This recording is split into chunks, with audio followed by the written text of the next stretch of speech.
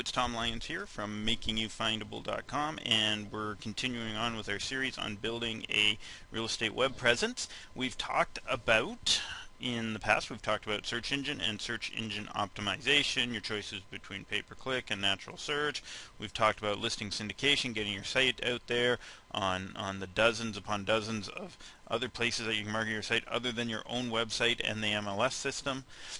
And today we're going to move on and talk about your domain name. So when we're looking at domain name, first, a domain name is a web address. So an example is if your name was Bob Smith, you might have the domain name www.bobsmith.com or bobsmith.net.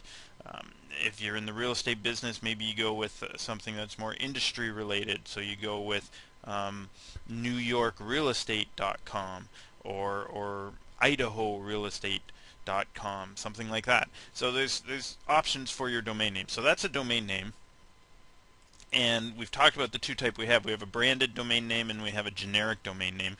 And a branded domain name is your company name or your company domain name or your name, something that you're building a brand around. And so in this case, if it's your name, there's some advantages and disadvantages to it. One of the things is possibly it might turn some people away when you're using your own name because they'll realize that you're a real estate agent right away. However, that's not necessarily a bad thing.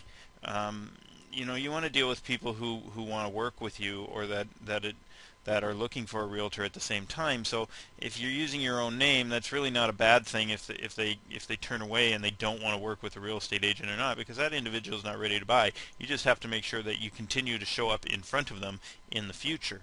Right? And then the next one is, and just as I mentioned, quality of the lead is a factor. So if you're using your own name and you're getting people coming to your site and they're willing to contact you, they already know they're contacting a realtor, so they're a little bit warmer lead, which means you do less work for the amount of follow-up that you need to perform. So I'm not against branded names in any way, shape, or form, and in fact, most of the clients that I work with use a branded name, and it works really well for them. The other side of it is to go with something more generic, so something like NewYorkHomes.com, right? So now when people come to the site, they're thinking they're just doing a search for homes. They're not necessarily contacting a real estate agent.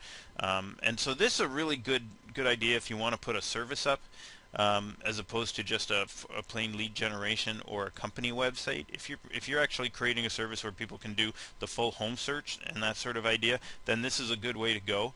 And the question is what is your goal? Because if your goal is to use that as your company site or to use that as your site, right, and to promote yourself, then you got to ask yourself, maybe you can fool some of the people some of the time, but you can't fool all of the people all of the time. And so in this particular case, if they're coming to your site thinking it's a generic site and they get there and it's not a generic site, you're probably just annoying them.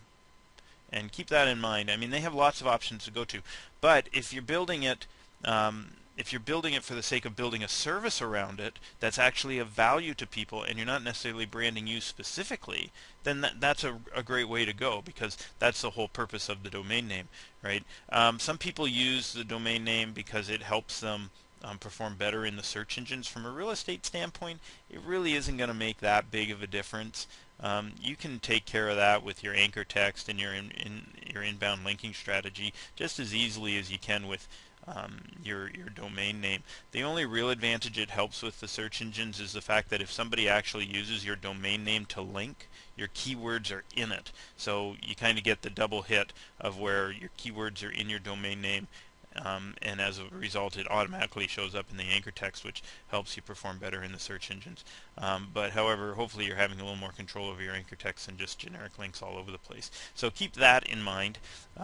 Those are your two advantages with going, or your advantages and disadvantages with going with a branded name or a generic name. So again, branded name is something like www.tomlyons.com or lyonsinternational.com.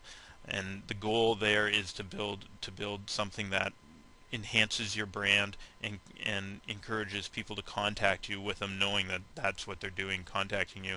A generic name is better to build a service around it. So a good example is makingyoufindable.com. That's a service that we provide out to everybody else, and you get to see these great videos at the same time. So we're building a service around it, and we're building a brand around it at the same time, right? So we can continue to do that. Well, you can do the same thing with something like real estate or homes for sale in Belleville, where you build your domain name, or you build a service around that domain name where people can find lots of listing information. They can search all sorts of homes. Maybe you tie the whole IDX system into it, and they can do the search. And sure, you have call to actions on that page, right? But the point is that you're not building it. When they show up at your site, it's not necessarily a site specifically about you, because that's not what they came for. They came for what the domain name promised them, which was homes for sale in Belleville.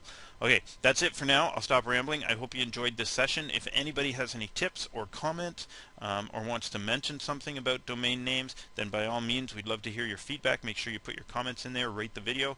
Until next time, when we move on to website conversion in step 4, or we might do social web for step 4. I haven't decided yet, and we'll talk to you then. Bye.